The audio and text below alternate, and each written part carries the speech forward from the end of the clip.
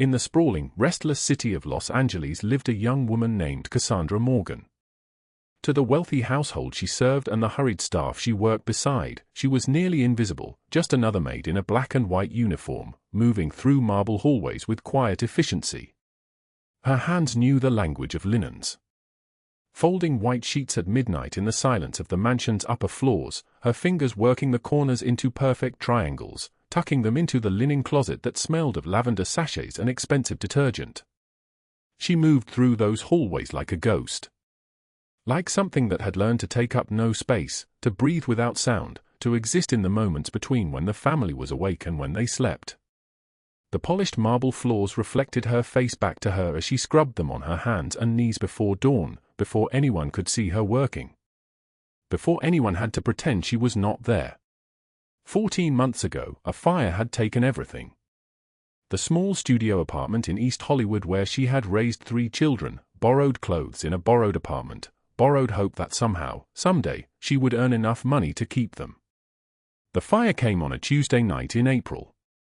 She was working a double shift at the diner on Highland Avenue. When she came home at 2 in the morning, the building was already cold ash and smoking wood. She stood on the sidewalk in her apron, still smelling like grease and coffee, and watched the firefighters drag out the charred remains of a life that had never really belonged to her anyway. $17. That was what remained in her checking account. $17 and a photograph, creased and soft from being held 1,000 times.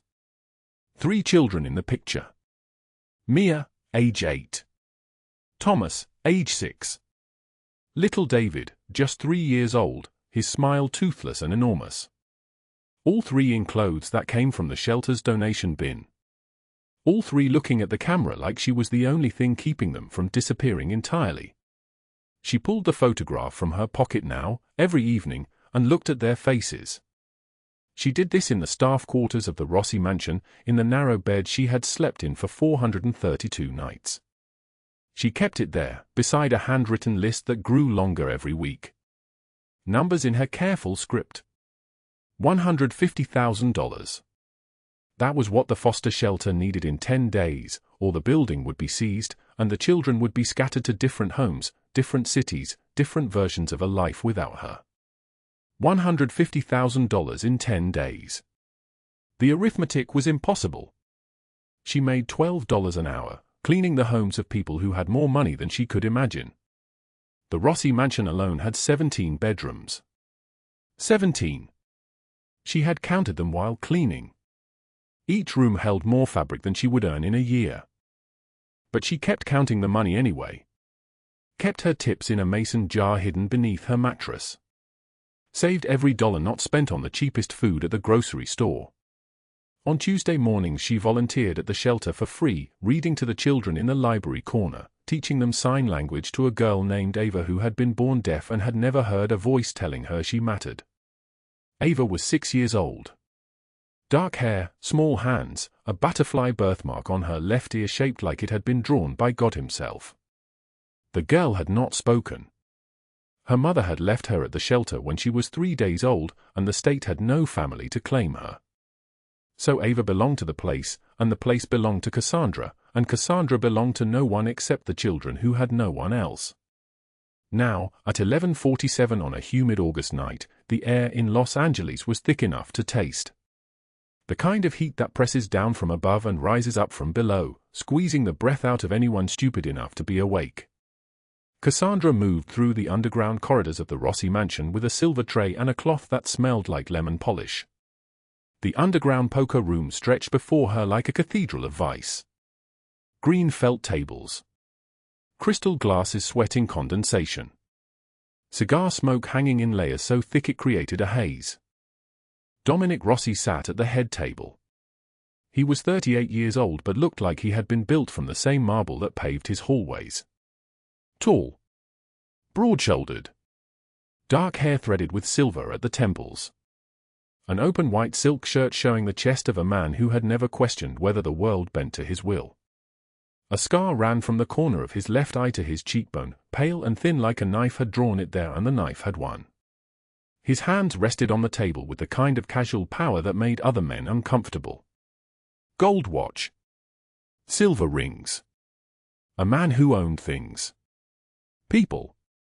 Futures. Sergio and Gino flanked him. Good men. Loyal men. Men who would have walked into fire if he asked them to. Armed guards stood at every door, their suits identical, their eyes moving constantly, watching for threats. Stacks of cash on the side table. $100 bills arranged in towers. The kind of money that seemed impossible until you were in the room with it, and then it seemed like the only thing that had ever been real. Cassandra entered at 11:48 p.m. exactly. She had started noting the time because time was money, and she had learned to quantify everything in terms of what it could buy. 20 minutes of cleaning the poker room meant 40 cents toward the goal. 20 minutes times that cost per minute times 6 days a week times 52 weeks meant never enough. Never remotely close. She moved to the ashtrays. Crystal vessels holding the grey remains of imported cigars that probably cost more than she made in a week. She began emptying them into a small cloth bag, her movements practiced and quiet. Invisible. That was when she looked up. The adjoining corridor. The room where security personnel kept their children while they worked. Through the archway, she could see toys scattered on a Persian rug. Small bodies. And there, signing to another child with those small, precise hands Cassandra had taught to form the letter A and the letter B and the concept of love expressed through motion, was a girl. Ava. 6-year-old Ava with the butterfly birthmark on her left ear. Ava who had vanished 6 weeks ago. Ava who was not supposed to exist in this world. Ava belonged to the shelter. Ava belonged to Cassandra. Ava, who had never heard a human voice, had learned to communicate through the woman who came twice a week and taught her that silence could be a language too. Cassandra's hand trembled. The silver tray slipped from her fingers.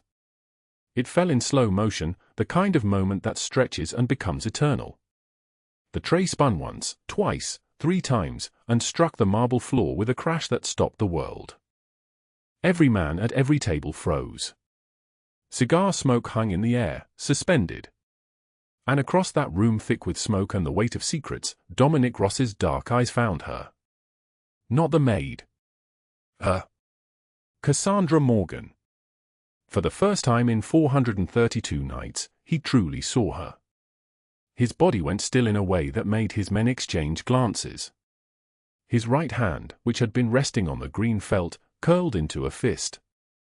Slowly. Deliberately. Like something dangerous was being contained. She could not move. She could not speak. Her eyes were locked on his, and his eyes were locked on her, and between them stood a question that neither of them could answer. But what she did not know was this: 3 days earlier, one of his men had found a photograph hidden inside his daughter's belongings. A photograph he had been carrying in his jacket pocket ever since. A photograph of a woman kneeling beside a deaf child, teaching her to sign. A photograph of the only person his unreachable daughter had ever trusted.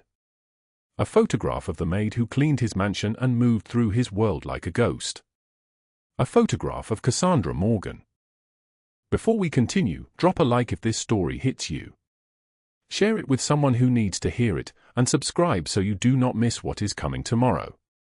The way this story unfolds will change everything you thought you knew about invisible people and powerful men. Now, let us go back to the beginning, to understand how a woman with $17 to her name would become the only person on earth who could reach a mafia boss's unreachable child. 14 months earlier. April. The night that changed everything. The studio apartment was small enough that you could stand in the kitchen and see directly into the bedroom where all 3 children were sleeping.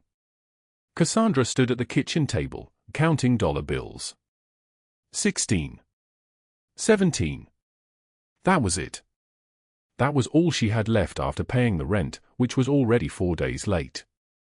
The landlord had left a notice taped to her door that morning. 72 hours to pay, or you are out. She folded the bills into the back pocket of her jeans and looked at the sleeping children. Mia, the oldest, curled on her side with her thumb in her mouth, which she only did when she was scared. Thomas sprawled across the foot of the bed with one arm hanging off the edge. David, the smallest, on his back with his mouth open, breathing the kind of deep, trusting sleep that children could only manage when they believed someone was taking care of them. She was taking care of them. She was working 3 jobs to take care of them. Daytime shifts at the diner. Evening shifts at the hotel, cleaning rooms.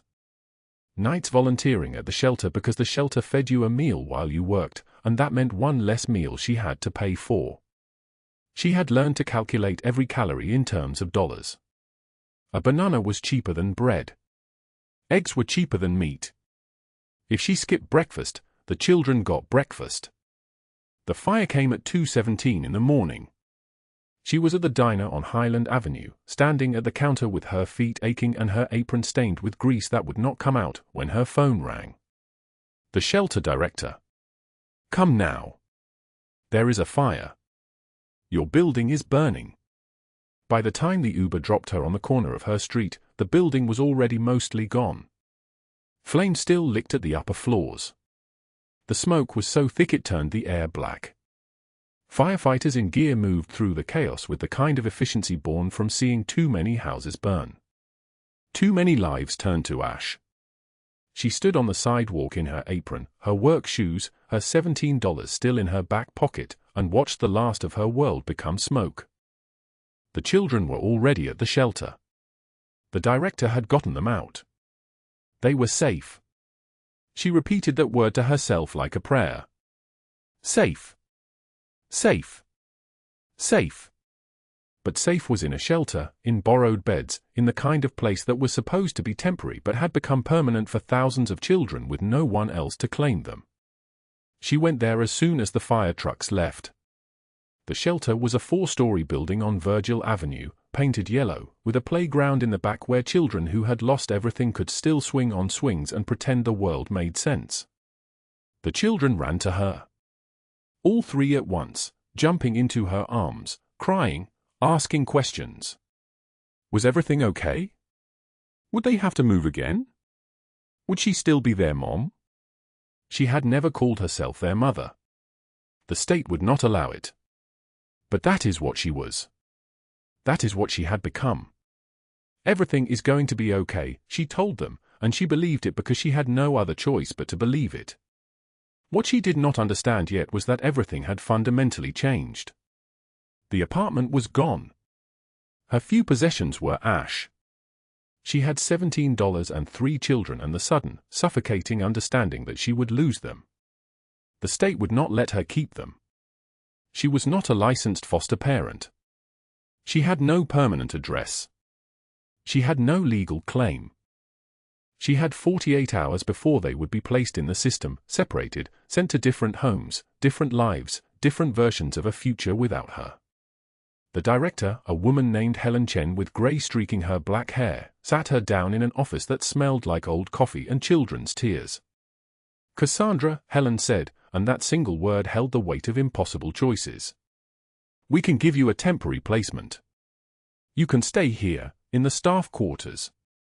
You can work here, help run the shelter. But you need to understand, it is temporary. The state is going to require you to become licensed. That costs money. That takes time.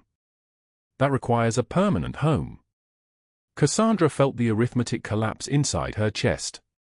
Money. Time. Home. She had none of those things. How much money? She asked. For licensing? About $5,000. For a lawyer to petition for foster guardianship? Another $7,000 to $10,000. For a deposit on a small apartment that you would need as proof of permanent housing? First, last, and security, so at least $3,000. $15,000. Maybe more. How long do I have? Cassandra asked. The shelter stays open for 90 days maximum as a temporary placement. After that, the children go to licensed foster homes. You have 90 days to make a plan. That night, Cassandra slept on a narrow cot in a room no bigger than a closet. Through the thin walls, she could hear the other children in the shelter crying. Some of them cried quietly. Some of them screamed. All of them were scared. She pulled the photograph from her pocket, the one she had salvaged from the fire, the one in the small ceramic frame on her nightstand.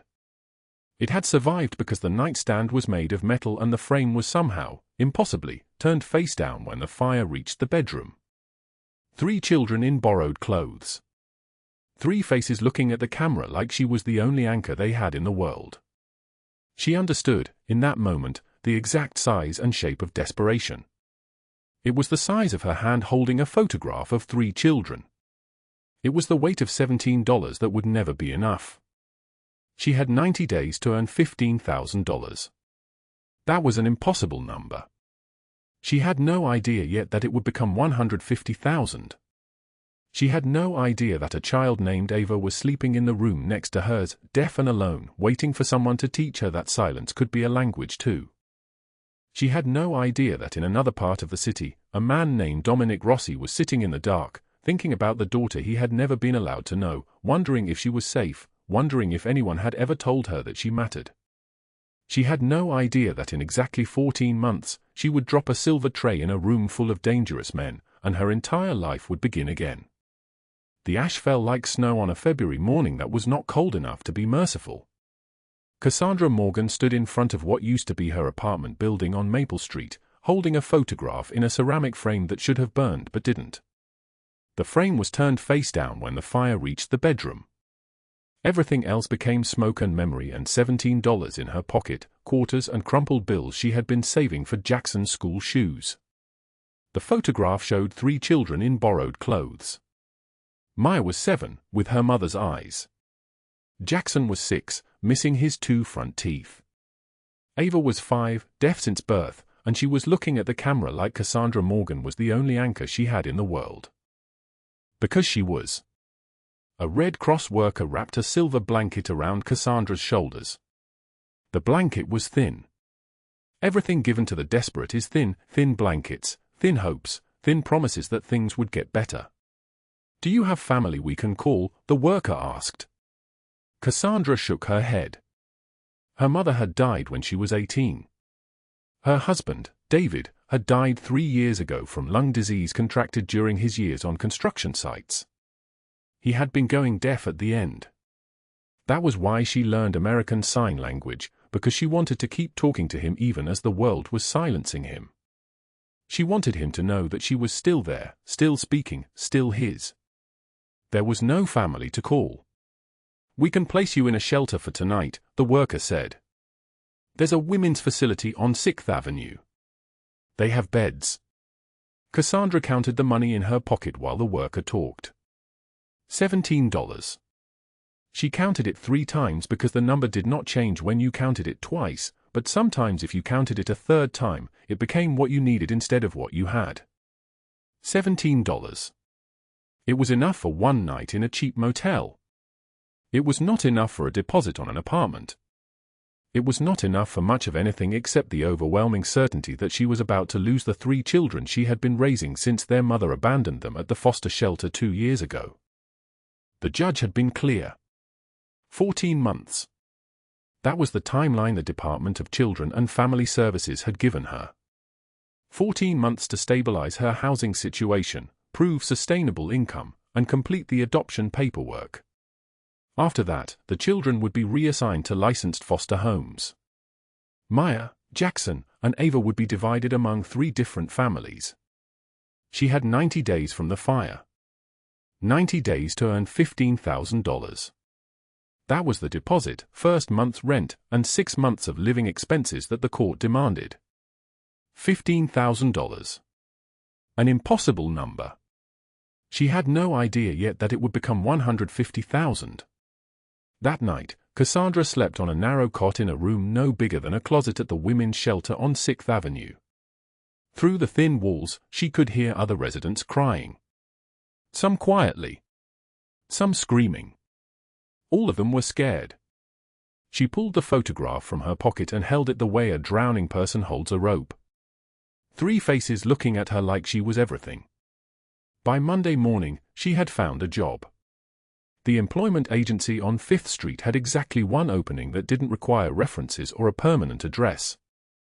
Housemaid. The Rossi mansion in the hills above Los Angeles. $2,400 a month, paid under the table, no questions asked, no scrutiny, no background check. Mrs. Chen, the housekeeper who conducted the interview in a cramped office that smelled like old coffee, handed her a black and white uniform folded into a plastic bag. "You are maid number for this year," Mrs. Chen said flatly. "Mr. Rossi does not notice staff. Keep it that way. Show up at 5 in the morning. Leave at 7 in the evening. Do not speak unless spoken to. Do not look at the family. Do not enter rooms you are not assigned to. Understand?" Cassandra nodded. "Good. You start tomorrow." The mansion was exactly what wealth looked like when it had stopped pretending to be anything but power. 15,000 square feet of Italian marble, hand-painted ceilings, chandeliers that cost more than every car Cassandra had ever driven. The furniture was upholstered in fabrics that felt like they should not exist in a world where people slept on cots in rooms the size of closets. Her job was to become invisible in this world. She scrubbed the marble floors at 5 a.m. before anyone woke, her knees aching against the hard stone. She folded linens in hallways after midnight, stacking white sheets and towels in cupboards that smelled like lavender sachets. She stood against walls when Dominic Rossi walked past, discussing business with his Lieutenant Sergio and Gino. His voice was deep and solid like an oath, each word deliberate and cold. "We have a shipment coming Tuesday," he said one evening as Cassandra stood motionless behind a column, pretending to examine the paint. "The warehouse on Harbor Street. I want Marco there at 8. No later." "Yes, boss," Sergio replied. She learned quickly how to occupy space without being seen. How to move like smoke. How to listen without appearing to listen. How to become part of the walls themselves. But at 7 p.m. every night, she took off the black and white uniform, changed into the modest clothes Mrs. Chen had allowed her to store in the servants' quarters, and took 2 buses across the city to the Harbor Street foster shelter. It was there that Cassandra Morgan became visible again. Ava sat alone in the corner of the common room on her 4th day at the shelter, refusing to speak, refusing to play with the other children. The 5-year-old was born deaf, and no one at the shelter knew sign language. They tried talking louder. They tried pointing. They tried simplifying their words into the kind of baby talk that breaks something in a child's spirit. Cassandra watched her for 3 minutes, then walked over and sat on the floor beside her without speaking. Ava flinched. She expected what every other adult had done: loud voice, exaggerated movements, the assumption that deafness made her stupid. Instead, Cassandra raised her hand and signed, "Hello." She shaped the words in the air with her fingers. She had learned this alphabet when her husband David was losing his hearing, when she wanted to keep talking to him even as the world was getting quieter. Ava's eyes went wide. "You are not broken," Cassandra signed, moving her hand slowly, clearly. "You are perfect. Your silence is a language. I speak your language." For the first time in her life, someone was speaking to Ava in the way her body naturally understood communication. The child's face transformed. Joy bloomed across it like sunrise. She reached out and grabbed Cassandra's hand, squeezing it with the desperation of a person who has been trapped in silence and just discovered that someone else speaks it too. Over the next 14 months, Cassandra taught Ava sign language during every evening she was not working. She taught her the signs for colors, for animals, for love, for safe, for home. She taught her that silence was not an absence of sound. It was a presence of something else. Understanding. Connection. The knowledge that you were not alone. Ava began to smile. She began to play. She began to believe that she belonged somewhere.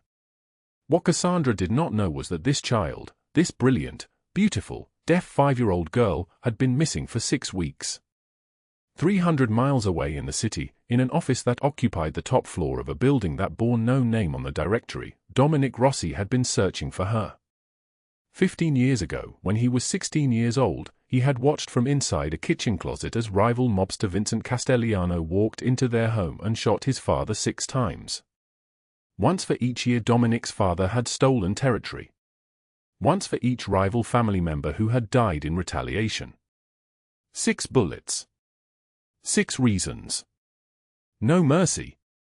Dominic built his empire on vengeance after that night. He became the man his father's murder required him to be: cold, ruthless, untouchable. He ruled with loyalty as currency and betrayal as death sentence. He never knew that the woman he had loved and lost was pregnant when she walked out. Evelyn Blackwell had left him when she found out she was carrying his daughter. She told him nothing. She vanished with $18,000 of his cash and an address in a different state. Dominic only found out about the child 5 years later, through a private investigator's report that sat on his desk for 3 days before he opened it. A daughter. Deaf since birth. Being raised by a woman named Evelyn in a home that kept her hidden from him like a shameful secret. Evelyn had filed for full custody and made it clear in her legal filings that she believed Dominic's world was too dangerous for a deaf child. Too violent. Too criminal. Too dark. She was not wrong. But 6 weeks ago, Dominic's men had found Ava wandering near a bus station. They recognized her from the photograph he kept locked in his desk. They brought her to the mansion not knowing how to explain that this silent child was the daughter he had never been allowed to know. Now she sat in a room on the 2nd floor, terrified, signing frantically in a language no one in the mansion understood except the staff, and the staff were trained to be invisible. Tonight, on a humid August evening that smelled like rain before the storm, something was about to change.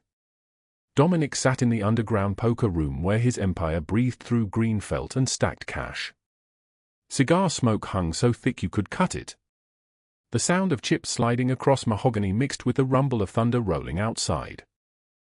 And that was when Cassandra Morgan, carrying a silver tray and moving like a ghost in her black and white uniform, recognized a child's face in the corridor outside the room.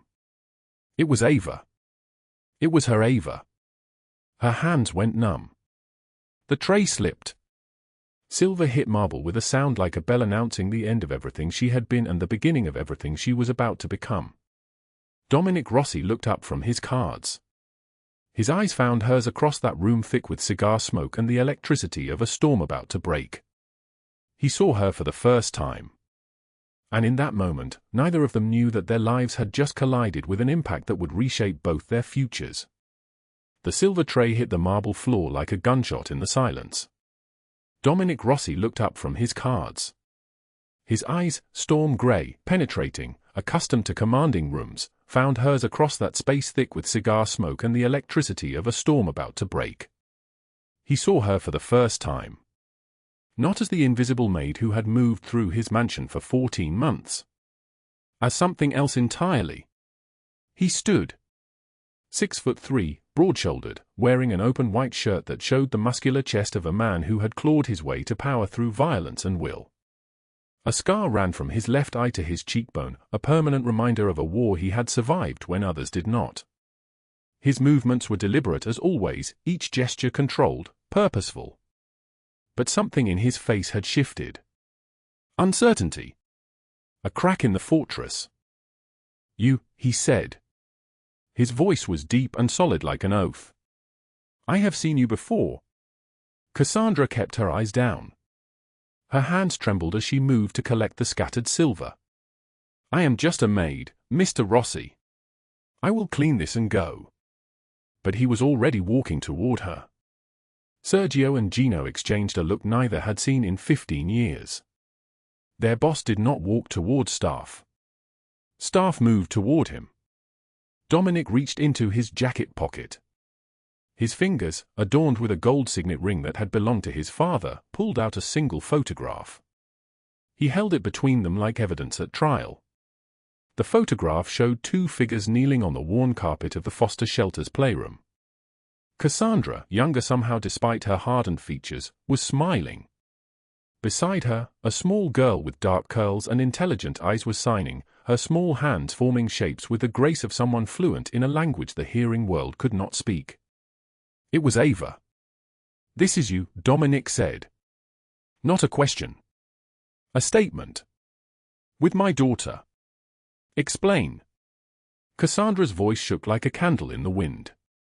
"I volunteered at the foster shelter. Ava was there for 8 months.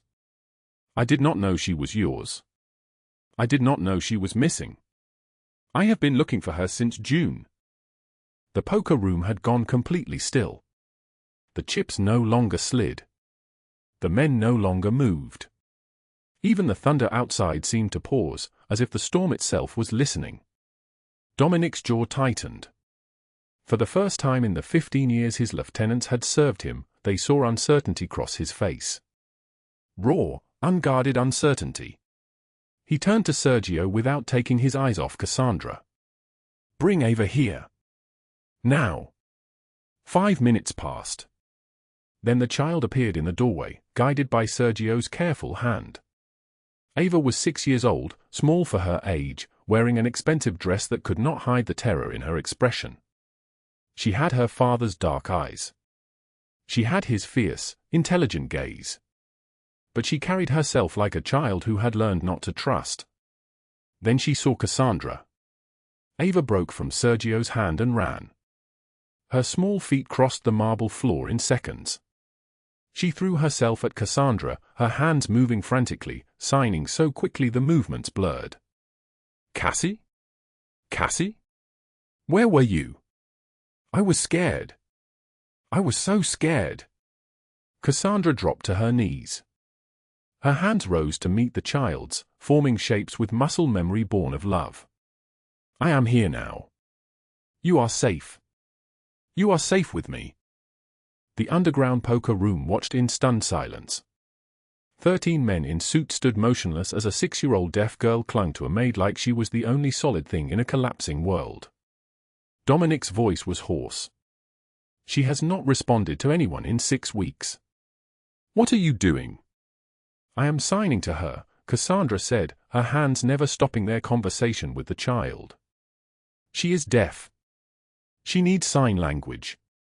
She needs to be spoken to in the language she understands." Dominic's face transformed. Rage and grief and shame collided across his features like a car crash in slow motion. "No one told me she could not hear." "Evelyn did not tell you because she did not want you to have her," Cassandra said quietly. "She kept Ava hidden for 5 years. She said a deaf child would be a burden to a man like you. She put her in a facility that was actually a foster shelter. She made sure no one understood what Ava needed." The sound of Dominic's breathing was the only noise in the room. In, out. In, out. Like a man learning to breathe for the first time. "You will teach me," he said finally. His voice was quiet now, dangerous in its softness. "Every sign. Every word. Starting tonight." 3 weeks transformed the underground poker room into a classroom. The August heat pressed against the mansion like a living thing. Air conditioning hummed in the vents. The smell of cigar smoke lingered even when no cigars burned. It had soaked into the felt and the wood and the very air itself. Cassandra sat across from Dominic at the green felt table where millions of dollars had changed hands. Where men had sworn blood oaths. Where empires had been decided. Now a man who had built his fortune on violence sat with his hands open, waiting to be corrected. "No," Cassandra said gently. "Your fingers need to be apart here." She reached across the table. Her hand, calloused from 14 months of cleaning, touched his hand, broad, scarred, accustomed to holding power. She positioned his fingers to form the sign for father. Ava watched from her seat, patient and encouraging in the way of children who understood that sometimes the people you loved needed time to learn how to speak to you. Sergio and Gino stood in the doorway, attempting to look casual and failing completely. In the 15 years they had served Dominic Rossi, they had never seen him sit still long enough to learn. They had never seen him ask, "Why or how or teach me." They had seen him command. Demand. Destroy. But this was unprecedented. "In 15 years I have never seen him like this," Sergio whispered to Gino. "He is trying. Actually trying." Over the next 3 weeks, the lessons continued. Every afternoon when business slowed and the mansion's legitimate operations took precedence over its criminal ones, Dominic sat at that green felt table. He learned to sign "I love you," his fingers spreading open like a flower blooming. He learned, safe, home, sorry. His large hand stumbled over the delicate shapes, and frustration crossed his face, a man accustomed to mastery encountering something that could not be conquered through force. Ava waited 6 years to be understood, Cassandra told him one afternoon when he cursed his own clumsiness. You can wait 6 weeks to learn. One evening, just the three of them remained in the underground room. Ava had fallen asleep on the leather couch, her small body curled against a cushion, her face peaceful in a way it had never been since Sergio brought her to the mansion. Dominic sat beside his daughter, his hand resting gently on her hair, afraid to move. Cassandra watched from across the table. Teach me how to say goodnight to her, he said quietly. The way you would. She showed him. Her hands formed the shape slowly, deliberately. Good night. I love you. Sleep well. He repeated them. His large fingers fumbled but formed the words with a father's determination. That night, as Ava slept, Dominic signed to his daughter in the darkness. I am your father. I will protect you. Ava's small hand moved in her sleep. It formed a sign, barely conscious, almost instinctive. I know. Cassie told me. Dominic looked at Cassandra with unguarded emotion crossing his face for the first time. Not the controlled expressions of a boss. Not the calculated fury of a criminal. But raw, aching love for a child he had never been allowed to know. One evening after Ava was asleep in her room upstairs, Cassandra remained in the underground space, collecting the day's materials. The room had transformed over 3 weeks from a place of violence and deals into something resembling a home. Dominic emerged from the shadows where he had been watching his daughter sleep upstairs on the security monitors. He looked older in that moment. Worn by something heavier than the weight of empire. Why do you care for her like this? He asked. You were nothing to her. A volunteer at a shelter for 8 months.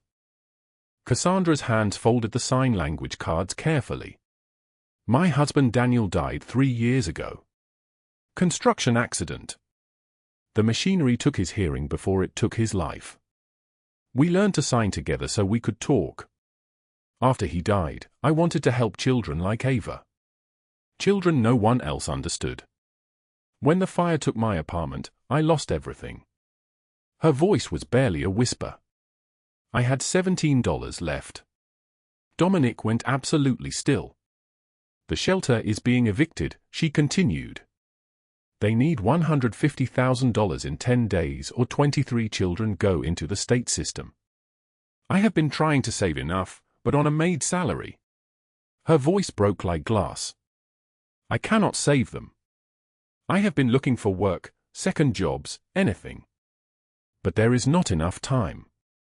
Dominic moved toward her. I will write the check tonight. Cassandra pulled back sharply. Her eyes lifted to his for the first time. Why would you help me? I am nobody. His response came quiet and raw, a confession. You gave me my daughter back. You gave her a father who can speak to her in the language she lives in. You gave me the chance to hear her voice even though it is silent. That is not nothing. He reached toward her. His hand almost touched hers across the green felt table. Almost.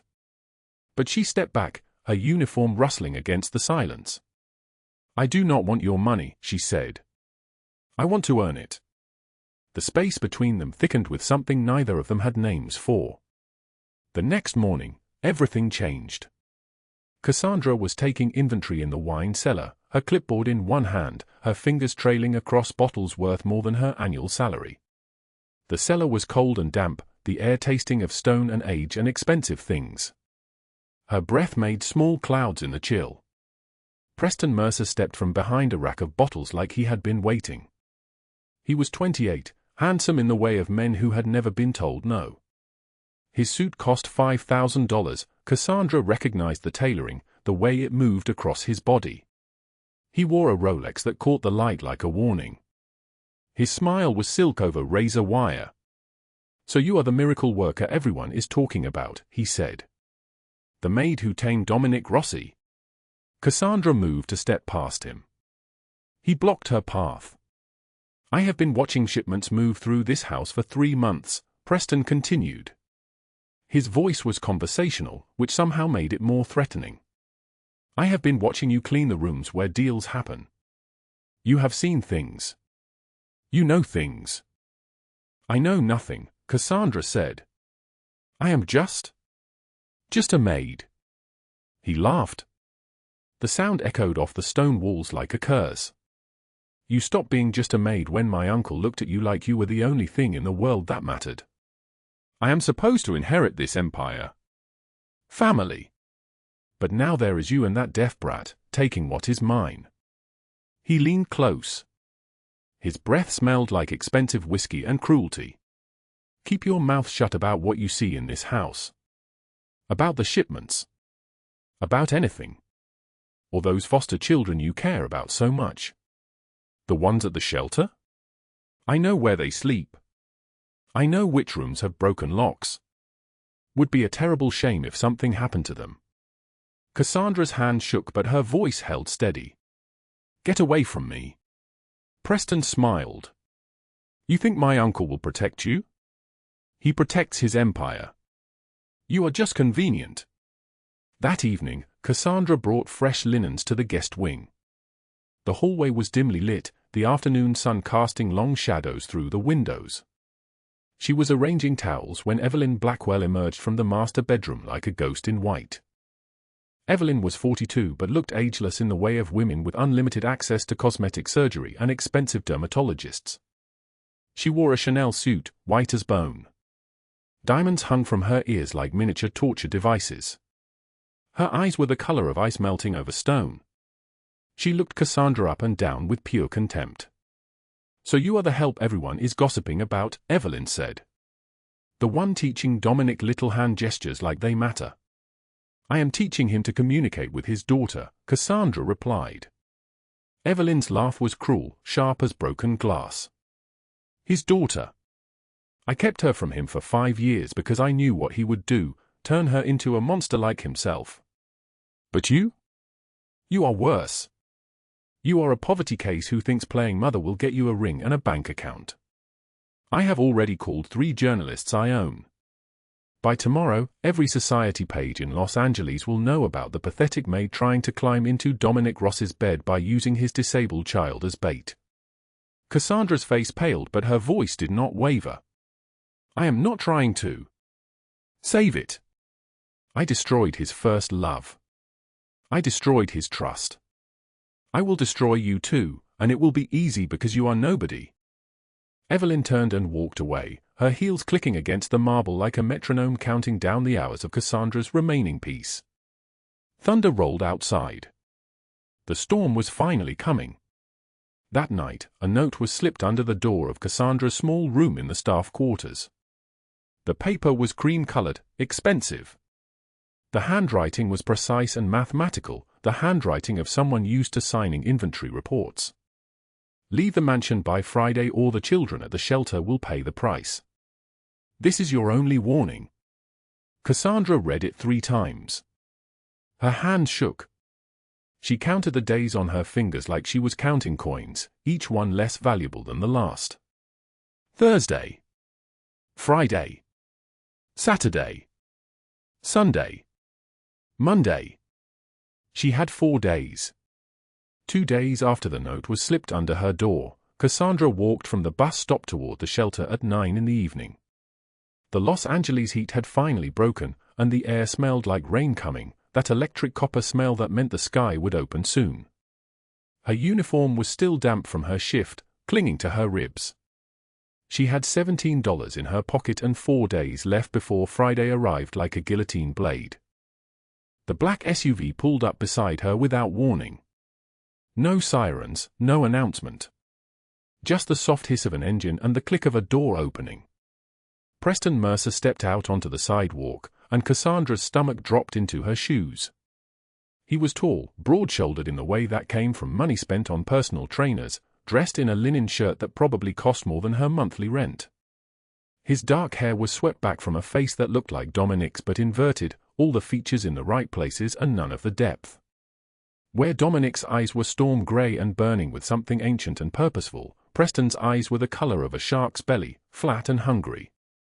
"Still here, I see," he said, his voice smooth as oil on water. "Still playing house with my uncle and his defective kid." Cassandra did not stop walking. She kept her eyes forward. Her heart was hammering so hard she thought he might hear it. Preston followed her, his footsteps matching hers on the concrete. "I warned you. I gave you a chance. A reasonable chance to disappear, to take whatever money you had managed to steal and vanish like you should have never arrived in the first place. But you are too stupid to take it." She walked faster. He grabbed her arm, his fingers digging into the soft underside of her wrist, hard enough that she knew bruises would bloom there like dark flowers. His grip was the grip of someone who had never been told no in his entire life. "You know what I think." His breath smelled like expensive whiskey and nothing good. "I think you are stealing from the mansion. I think I should tell Dominic that his precious maid has been pocketing cash from his home office. I have already planted evidence. Missing money, your fingerprints on his safe. Very damning. Very easy to believe." Cassandra yanked her arm free with a strength that surprised them both. "He will never believe you." Preston smiled, and it was the smile of a man who had already won. "He will believe his blood over a nobody maid. Family is everything in this world. And you? You are nothing. Less than nothing. You are a ghost that wore a uniform and learned to sign a few hand movements. That is all you will ever be." Thunder rolled across the sky, so distant it sounded like something clearing its throat miles away. The next morning, Cassandra woke to the sound of the television in the staff break room. She had not slept, had spent the entire night staring at the ceiling of her small room, her wrist throbbing where Preston had grabbed her. When she went to turn off the set before starting her morning tasks, her face was on the screen. "Gold digger maid exploits deaf child to seduce Mafia boss." The headline burned into her retinas like a brand. There was a photo of her in her uniform, doctored somehow to make her look predatory, her face positioned too close to a picture of Ava, a young deaf girl with dark curling hair and a smile that was innocent and pure. The article claimed she had been fired from 3 previous households for theft. That she had specifically targeted Dominic Rossi. That she was using Ava's disability as a tool to climb her way into wealth, that she was a parasite and a predator. Evelyn Blackwell's name appeared 3 paragraphs in, quoted as someone who had known Cassandra previously and could confirm her pathological patterns of deception. The lies stacked on top of each other like bricks in a wall. By 9 in the morning, the mansion staff had seen it. By 10 o'clock, they whispered when Cassandra passed. By 11, Mrs. Chen pulled her aside in the hallway outside the kitchen, her expression caught between pity and fear. "Mr. Rossi wants to see you in his office," Mrs. Chen said quietly. "Right now." At 2 o'clock in the afternoon, Cassandra stood in Dominic Rossi's office while the August rain began to fall outside, not gentle but violent, the kind of rain that came when the sky could not hold its fury anymore. The windows rattled. The drops sounded like fists against the glass. The newspaper lay on his mahogany desk, her face turned toward him like an accusation. Dominic sat behind that desk in a charcoal suit with the jacket removed, his white shirt open at the throat. He was so still he looked like a sculpture of himself. Preston stood in the corner, barely hiding his smile, wearing a suit that probably cost more than Cassandra had earned in the past 6 months. "Is any of this true?" Dominic's voice was cold. The voice she had heard when she was invisible. "No." Cassandra's voice shook like a leaf in the wind. "None of it. I would never use Ava like that. I would never steal from you. That is not who I am." Preston stepped forward. "Uncle, I hate to be the one to say this, but the evidence is mounting. The missing cash from your safe. Her fingerprints on the lock. And now this article, which confirms everything I have been trying to tell you. The girl is... I did not touch your safe." Cassandra's voice broke open. "I have only ever wanted to help Ava. That is all. That is the only thing I have ever wanted to do in this house." Dominic stood and walked to the window, his back to both of them. His shoulders were broad under the white shirt, the shoulders of a man who carried weight that had nothing to do with his physical body. 30 seconds of silence stretched between them like a rope pulling tighter. The rain fell harder. Cassandra felt the ground beneath her feet dissolving. She had no money. No home. No defense against people this powerful. The children at the shelter would lose their placement. She would lose everything again. She thought about the fire, about standing in ashes with $17 clenched in her fist. She thought maybe it would be easier to just disappear, to stop fighting people who could destroy her with a single word whispered to the right person. But then she saw Ava's face in her mind, signing "I love you" with her small hands in front of her chest, her expression completely serious and completely certain. Cassandra straightened her spine. "If you believe I would hurt that child for money, then you do not know me at all. And maybe I was wrong about you too." She turned to walk toward the door. "I did not say you could go." Dominic's voice stopped her. He turned around, and his expression was not cold. It was fury, but fury directed like a blade at someone else entirely. "Preston. Get out." Preston's smirk faltered. "Uncle, I really think." The room vibrated with his command.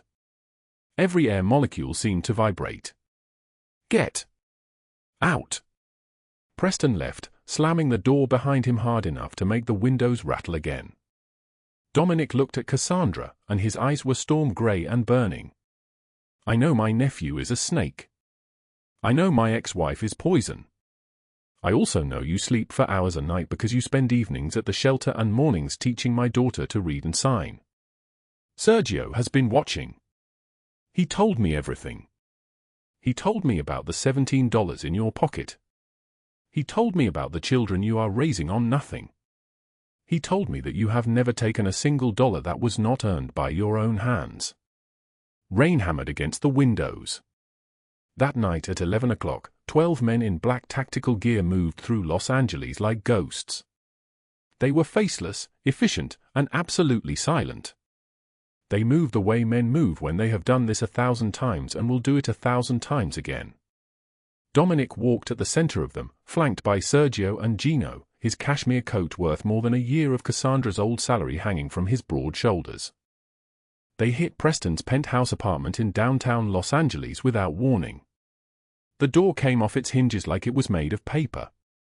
Preston was in the living room in silk pajamas, a tumbler of whiskey in his hand, completely unprepared for the fact that the world could come for him in the middle of the night.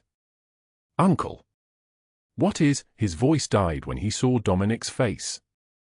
Dominic threw a folder onto the glass coffee table so hard the whiskey glass jumped. "I had my men audit every shipment through my house for the past 6 months.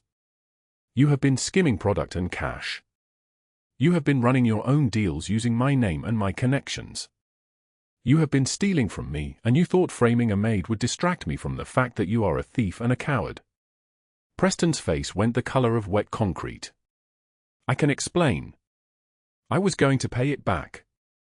I just needed. You threatened a woman under my protection. You threatened children. You planted false evidence against someone innocent. Sergio, make the call." Federal agents arrived at dawn. Preston was arrested on live television, cameras flashing as he was led out in handcuffs, screaming, "I am a Rossi, you cannot do this to me," but nobody was listening anymore. His assets were frozen. His name was destroyed. 40 years in federal prison waited for him like an open grave. By 6 o'clock the next morning, Dominic's team released a counter-dossier to the media. Every journalist Evelyn had paid. Every lie she had planted. Every institution she had bribed to keep Ava hidden away. All of it documented. Bank records. Recorded phone calls. Evidence stacked like bricks in a wall. By 10 o'clock, Evelyn Blackwell's face was on every news channel. Wealthy socialite exposed for child abuse, fraud, and media manipulation. Charity boards dropped her by noon.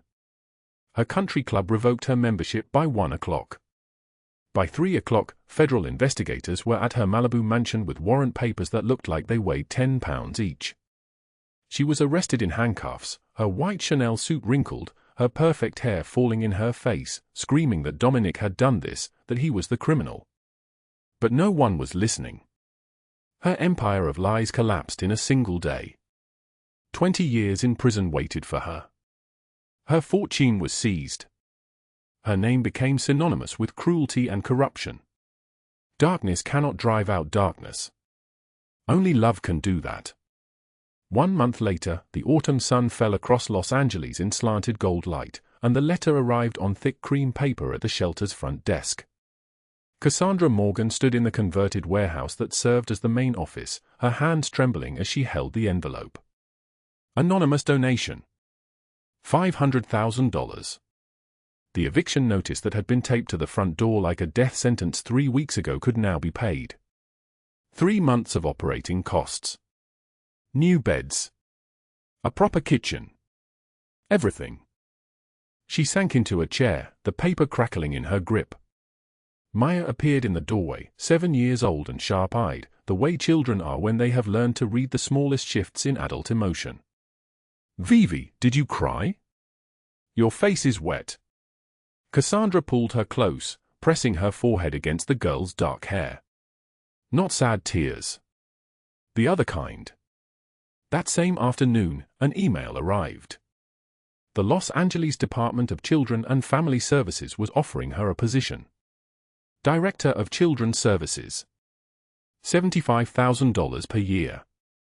Full-time. Benefits. A contract on her desk within 48 hours, waiting for her signature. She signed it in the shelter's main office at 3 in the afternoon on a Thursday, the pen moving across the paper like it belonged to someone else's hand. Someone who was not invisible. Someone with a title and a salary and a future that did not disappear at the end of each shift. Jackson, 5 years old, found her crying again. This time he did not ask. He simply climbed into her lap and put his small hand over hers. "You are staying," he said. Not a question. A declaration. A child's certainty about the things that mattered most. "I am staying," she whispered. The following Tuesday evening, Cassandra drove to the Rossi mansion in her used Honda Civic with a fresh dent in the passenger door. Ava waited in the entrance hall, already signing before Cassandra had even stepped inside. The girl was more animated now, her hands moving with a kind of confidence that came from being heard, from being seen. The Rossi security team had learned enough basic sign language to communicate with her. More than that, Dominic had begun learning it properly, hiring a specialist to come 3 times a week. "You have news," Ava signed, her eyes bright. Already, the girl could read Cassandra's face like other people read newspapers. "I have news," Cassandra confirmed, signing each word carefully. "I am the director now. Of the shelter. I am staying." Ava's hands flew. Joy and pride and something deeper, relief that Cassandra would not vanish. That people who mattered did not simply disappear. Dominic appeared in the doorway of his office, watching them. He was different now. Softer in some ways, harder in others.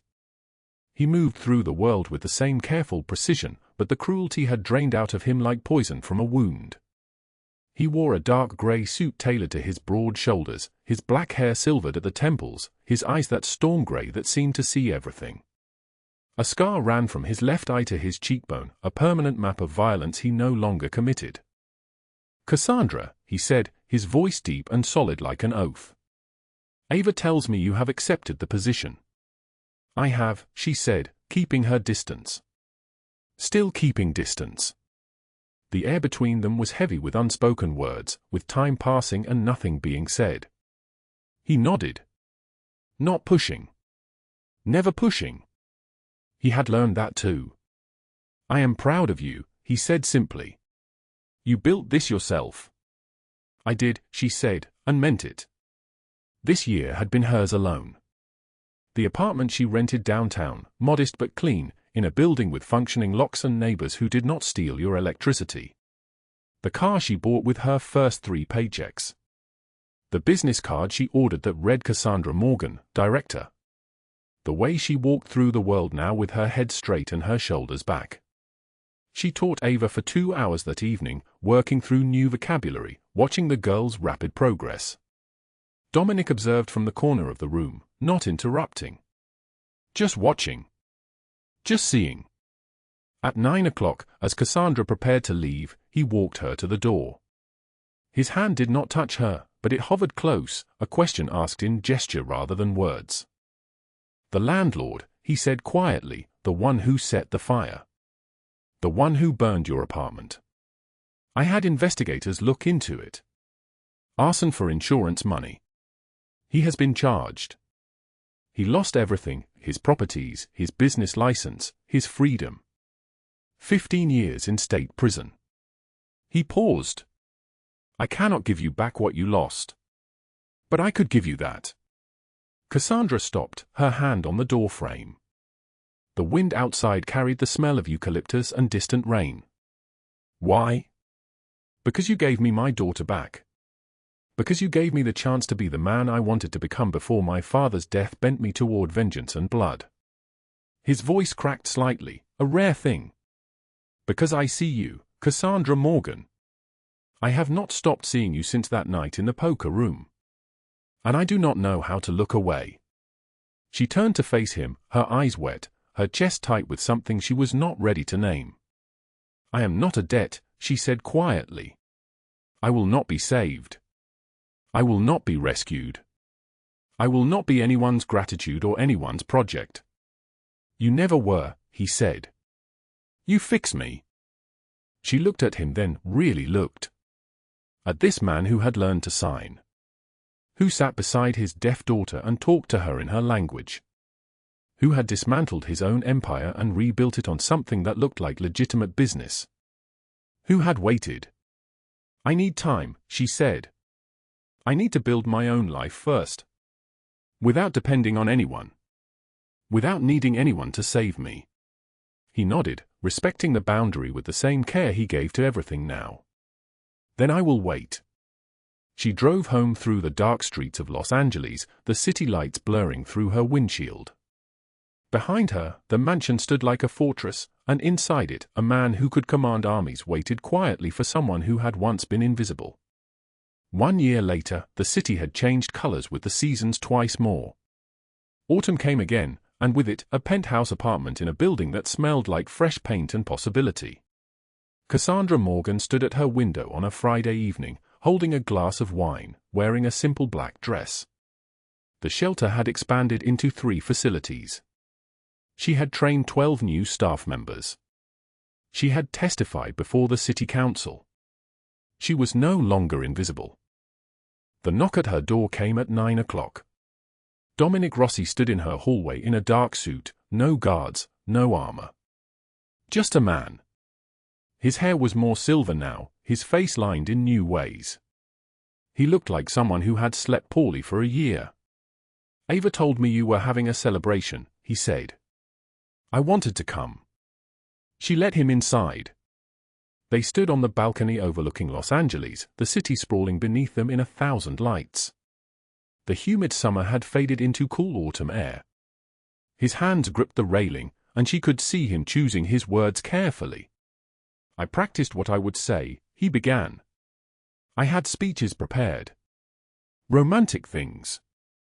But now that I am here, I only have the truth." His voice cracked. "That you saved my life the night you dropped that tray in the poker room. That you gave me a daughter I did not know I was missing.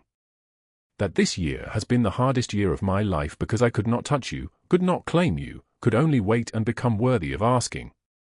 She looked at him, this powerful man made vulnerable by love. "I see you," he continued quietly. "I have always seen you. And if you give me the chance, I will spend the rest of my life making sure you see yourself the way I do, as someone extraordinary who was never, ever invisible." She stepped closer. Not a rescue. Not a debt. Just 2 people allowing themselves to close the distance. "I needed this year," she said. "I know. And you are magnificent." When he kissed her, the city lights dimmed to nothing, and the world became only this, 2 people who had found each other in the spaces between power and invisibility, between darkness and light. 6 months later, the shelter was alive with the sound of children's laughter and Dominic's careful, deliberate signing. He and Cassandra worked side by side painting a newly renovated classroom, their hands occasionally brushing. Sergio and Gino assembled furniture in the corner, looking deeply uncomfortable but trying. Ava, Maya, and Jackson painted murals on the walls, colors and shapes and symbols that meant hope. This was family now. Chosen. Built. Earned. Cassandra looked across the room at Dominic and signed, "Thank you." He signed back, "No. Thank you." The camera pulled back on the shelter full of light and children and possibility, and the final words fell like a benediction: "Darkness cannot drive out darkness. Only love can do that." If this story moved you, drop a like and share it with someone who needs to hear it today. Subscribe because tomorrow we have another story about love that defies every odd. What would you have done in Cassandra's place? Let us know in the comments below. Thank you for staying with us until the very end. We will see you again in the next video.